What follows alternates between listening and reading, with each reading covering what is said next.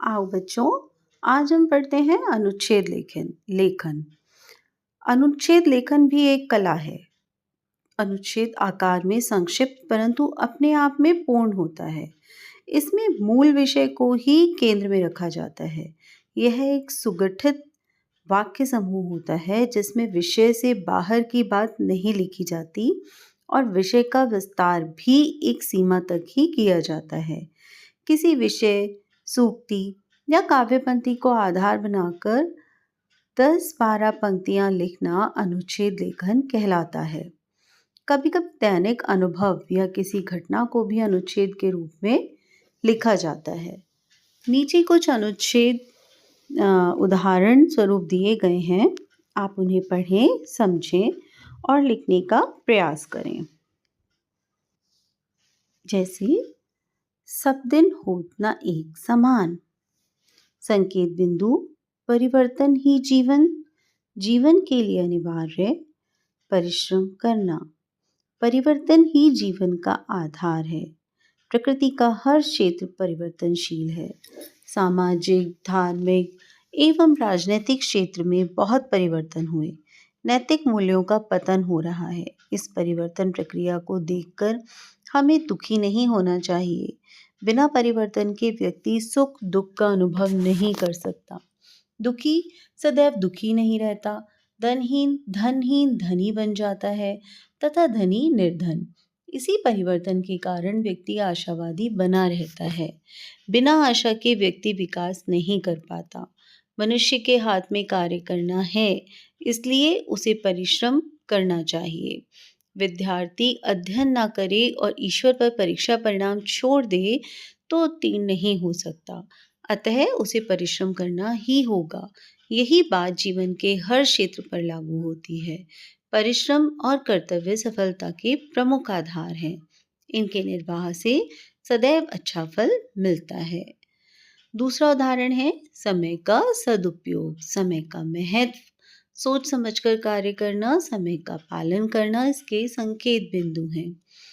जीवन नदी की धारा के समान निरंतर बहता ही आया है। यदि संसार में कोई ऐसा पदार्थ है जो मनुष्य के हिस्से में बहुत ही थोड़ा आया है और जिसका सबसे अधिक अपव्यय होता है तो वह है समय। जो व्यक्ति भागते समय को पकड़कर इसके साथ चलते हैं वही जीवन में सफल होते हैं।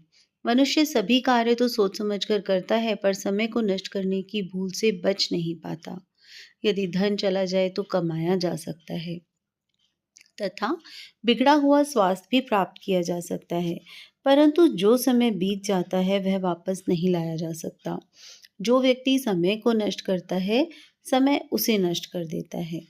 समय की कीमत को पहचान कर अपने सभी कार्य निस्वार्थ होकर सबके कल्याण के लिए करने चाहिए। हमें अपना समय आवश्यक व उपयोगी कामों में ही लगाना चाहिए। तीसरा उदाहरण है सच्चा मित्र। संकेत बिंदु है सच्चा मित्र शिक्षक के समान, जीवन की निधि, निराशा में आशा की किरण, सौभाग्य का आधार। सच्चा मित्र शिक्षक की तरह होता है। जिस प्रकार शिक्षक अपने छात्रों की अच्छाई की ओर, सन्मार्ग की ओर ले जाता है, उसी प्रकार सच्चा मित्र भी अपने मित्र को पाप के गड्ढे में गिरने से, बुराई की ओर जाने से रोकता है। सच्चा मित्र खजाने की तरह है। जिसे जीवन में सच्चा मित्र मिल गया उसे समझो बहुत बड़ा खजाना मिल गया। कभी कभी मानव जीवन में ऐसे अवसर भी आते हैं जब मनुष्य निराश हो जाता है। जीवन के प्रति उसका मोह खत्म हो जाता है। ऐसी अवस्था में सच्चा मित्र आशा की किरण बनकर जीवन के प्रति आकर्षण पैदा करता है। मनुष्य के मन पर जितना प्रभाव मित्र का पड़ता है उतना अन्य किसी का नहीं। जीवन में जिसे सच्चा मित्र मिल जाता है वह सौभाग्यशाली है। चौथा उदाहरण हमने दिया है प्रातः काल का दृश्य। संकेत बिंदु जागरण की बेला, वातावरण में परिवर्तन, आकाश में सूर्योदय से रंगों का बिखरना, अदृश्य का दृश्य बनना।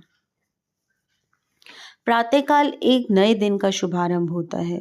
सुसुप्ति के बाद जागरण, विश्राम के बाद कर्म करने की ऊर्जा, आशा, उत्साह और उमंग से परिपूर्ण समय होता है। प्रातःकाल घर में चहल पहल, बाहर आवागमन दिखाई देने लगता है। प्रत्येक व्यक्ति ताजगी से भरपूर दिखाई देता है। प्रकृति भी मानो नए परिधान पहन लेती है। चिड़ियों का कलरव, मन सुगंधित वायु, हवा में ताजगी, फूलों का खिलकर मुस्कुराना, कलियों का मचलना, सब कुछ कितना सुहावना, सब कुछ कितना मधुर। आकाश धीरे धीरे कालीमा से यूं मुक्त हो बादल उसके स्वागत की लालिमा से भर जाता है। तारों और चंद्र के प्रकाश का हरण करता सूर्य भी पूरी शान से आकाश में उदित होता है। ऐसा लगता है जैसे बादल उसके स्वागत की पूरी तैयारी कर रहे हों। वे कभी सुनहरे, कभी नारंगी और कभी लाल दिखाई देते हैं। उनके भूमिगत रुपहले रूप रंग को आकाश के विशाल कैनवस पर सूरज नटखट बच्चे की तरह अपनी शैतानियों से भरता चला जाता है। धरती पर प्रकाश बिखरना आरंभ हो जाता है। अदृश्य दृश्य बनने लगता है। पेड़ पौधे झूमने लगते हैं। घास पर बिखरे ओस कण हीरों की तरह झिलमिलाने और प्रकाशित होने लगते हैं। नीला सागर लाल और पहला पर्वत सुनहला हो जाता है। एक और उदाहरण लेंगे, बाल दिवस। 14 नवंबर चाचा नेहरू का जन्मदिन। सन 1961 से यह दिवस बाल दिवस के रूप में स्थान स्थान पर बाल मेले, भावी नागरिकों का उत्साह। 14 नवंबर हमारे देश के प्रथम प्रधानमंत्री स्वर्गीय जवाहरलाल नेहरू जी का जन्मदिन है। नेहरू जी का महान और सर्वप्रिय नेता थे। उनका जीवन आदर्श था देश के प्रति समर्पित, बच्चों के प्रति समर्पित, विश्व बंधुत्व का स्वप्न सजाने वाले एक अद्वितीय व्यक्तित्व के स्वामी। शेरवानी और पाजामा, शेरवानी पर सजा एक लाल गुलाब का फूल, कश्मीरी गौरवर्ण, सुदर्शन मोहक चेहरा, ऐसे ही तो थे बच्चों के प्यारे चाचा नेहरू। चाचा जी को बच्चों से बहुत प्यार था, इसलिए सन 1961 से उनका जन्मदिन पूरे भारत में बाल दिवस के रूप में बड़े उत्साह से मनाया जाता है। इस दिन विद्यालयों में बच्चों के लिए विशेष सांस्कृतिक कार्यक्रम होते हैं। स्थान स्थान पर बाल मेले लगते हैं। बच्चे बड़े चाव से इनमें भाग लेते हैं। इस दिन स्कूलों में फल तथा मिठाइयाँ बांटी जाती हैं। छोटे छोटे बच्चों के फैंसी ड्रेस शो तो मन को मोह लेते हैं। इस दिन भारत के भावी नागरिकों का उत्साह देखते ही बनता है। एक और उदाहरण लेंगे बच्चों, समाचार पत्र। संकेत बिंदु, मनुष्य सामाजिक प्राणी, सस्ता सरल तथा सुलभ साधन, ज्ञान बुद्धि। व्यक्ति और समाज का आपस में गहरा संबंध है। व्यक्ति ही समाज का निर्माण करता है, इसीलिए समाज में घटित घटनाओं की जानकारी भी प्राप्त करना चाहता है। इसके लिए सस्ता सरल व सुलभ साधन है समाचार पत्र।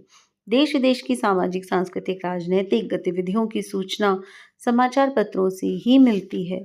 इन समाचार पत्रों में विज्ञापनों का विशेष महत्व होता है। ये विज्ञापन वस्तुओं के उत्पादन में वृद्धि करते हैं।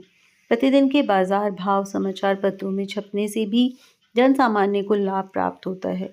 इसे पढ़ने से न केवल समय का सदुपयोग होता है, अपितु ज्ञान में वृद्धि भी होती है।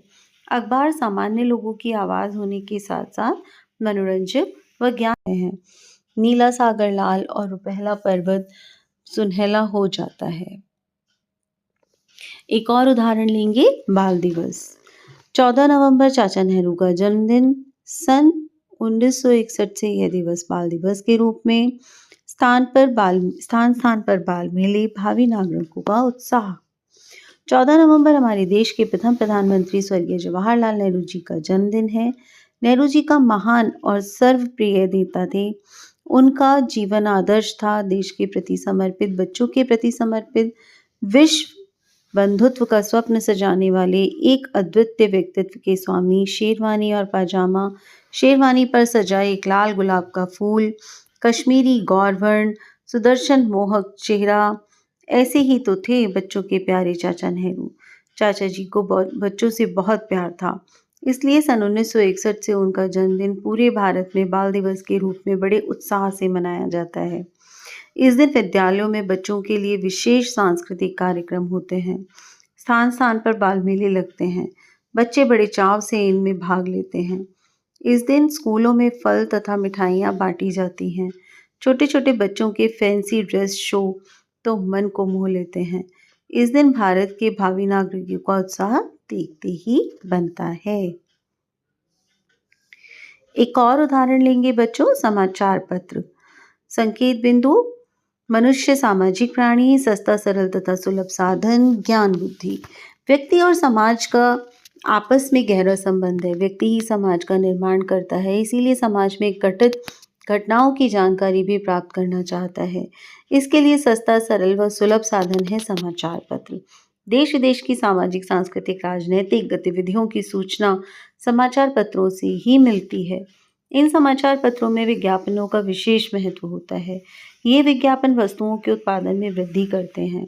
प्रतिदिन के बाजार भाव समाचार पत्रों में छपने से भी जन सामान्य को लाभ प्राप्त होता है। इसे पढ़ने से न केवल समय का सदुपयोग होता है, अपितु ज्ञान में वृद्धि भी होती है। अखबार सामान्य लोगों की आवाज़ होने के साथ-साथ मनोरंजक व ज्ञानवर्धक सामग्री से भी परिपूर्ण होते हैं। एक और उदाहरण लेते हैं बच्चों, सत्संगति।